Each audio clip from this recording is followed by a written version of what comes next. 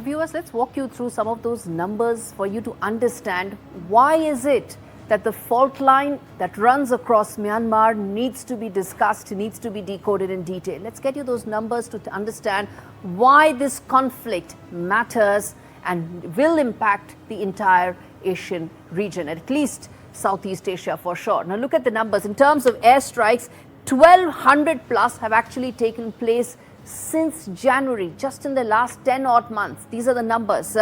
In terms of the new junta conscripts, over 60,000 people have been added in terms of how this is adding to military junta's ability to continue striking and to prolong this even further. This number of new recruits, new additions, tells you the growing ability that the junta has.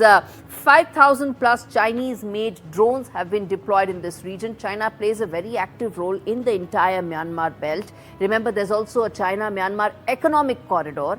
China wants this region to be completely under its direct supervision control, simply because it ensures access to the entire Strait of Malacca and Indo-Pacific, which is why Chinese role, I'm going to come back and talk more to tell you what this fault line is all about. 1,000 plus confirmed civilian deaths, again a number that should shock and shame the global community.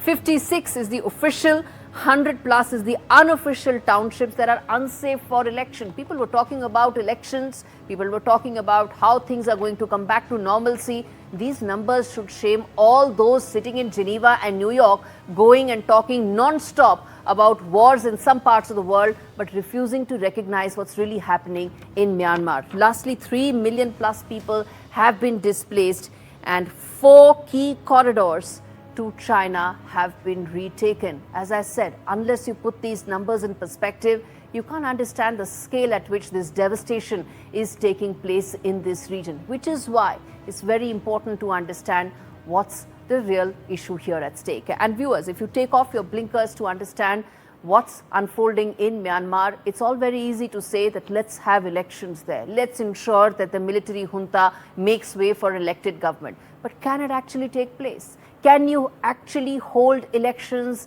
in an atmosphere where there's growing instability, growing crisis, growing civilian strife? No, you cannot.